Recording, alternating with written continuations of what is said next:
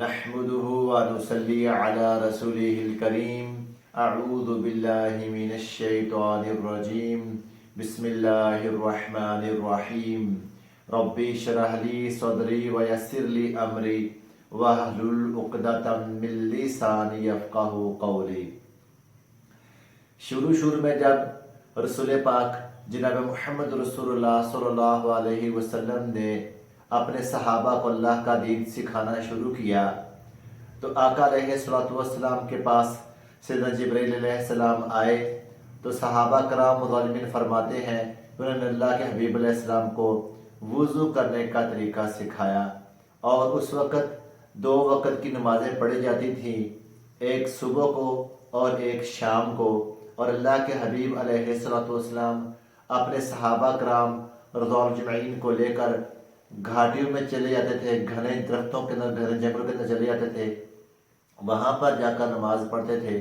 تاکہ جو مشرکین مکہ ہیں ان کو ان کا علم نہ ہو جائے، کیونکہ اس وقت فتنے کا بہت خطرہ تھا، کیونکہ شرک کی کثرت تھی، ہر جانب لوگ شرک کرتے تھے اور بت ہی بت تھے۔ تو اس وقت اللہ کے حبیب علیہ السلام نے اللہ کی تبلیغ کو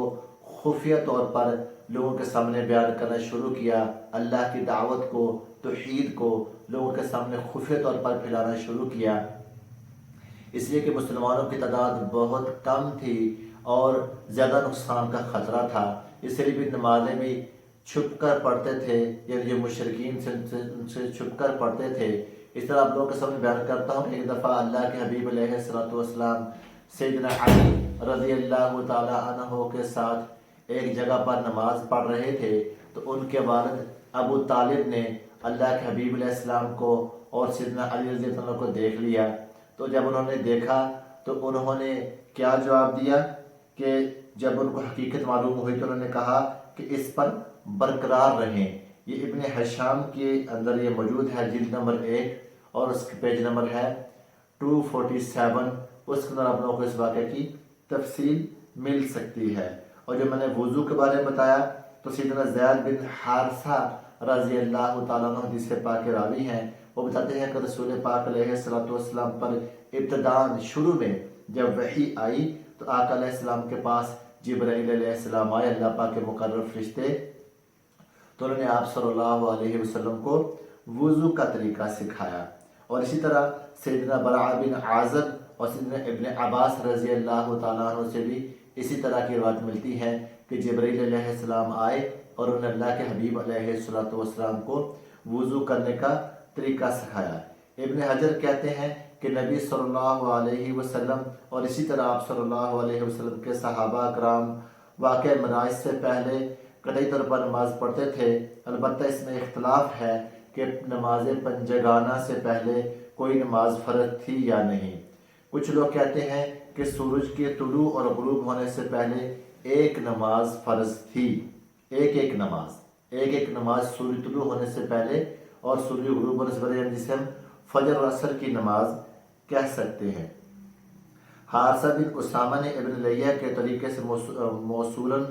سیدنا زید بن حارثہ سے روایت کیا کہ اللہ کے حبیب علیہ السلام کو جبرائیل علیہ السلام نے وضو کا طریقہ سکھایا۔ شروع میں 2 رکعت صبح کی نماز تھی اور 2 رکعت شام کی نماز تھی۔ اسی طرح سے آقا علیہ السلام نے اپنے صحابہ کرام رضوان اجمعین کو نماز پڑھنے کا طریقہ بھی سکھایا۔ پھر جب واقعہ معراج کے بعد اللہ کے حبیب علیہ السلام کو اللہ پاک نے 5 نمازیں عطا فرمائی، اور پھر آقا علیہ السلام نے اپنے صحابہ کرام رضوان اجمعین کو 5 وقت کی نماز کب پڑھنی ہے اس وقت کے بارے میں بھی بتایا، اور نماز کو کس طرح ادا کرنا ہے، ان کے فرائض کتنے ہیں، ان کی سنتیں کتنی ہیں۔ تو اللہ کے حبیب علیہ السلام نے اپنے صحابہ کرام اور رضوان اجمعین کو سکھایا۔ پھر اللہ پاک کا بھی حکم قرآن پاک کے اندر نازل ہوا کہ نماز کو قائم کرو اور زکوٰۃ ادا کرو۔ نماز کی بہت زیادہ فضیلت ہے، اور علماء بیان فرماتے ہیں کہ کلمہ شہادت پڑھنے کے بعد سب سے پہلا جو مسلمانوں کے اوپر اللہ کا حکم ہے وہ ہے نماز۔ 5 وقت کی نماز ہر مسلمان مرد اور عورت کے اوپر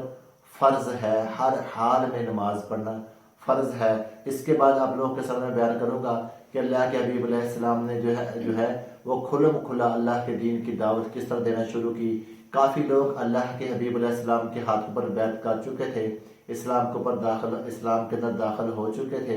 اب اللہ کے حبیب علیہ السلام نے کس طرح اور کب اسلام کی دعوت کو مشرکین کے سامنے کھلم کھلا بیان کیا، یہ آپ لوگوں کے سامنے میں نیکسٹ لیکچر میں بیان کروں گا انشاءاللہ۔ السلام علیکم ورحمۃ اللہ وبرکاتہ۔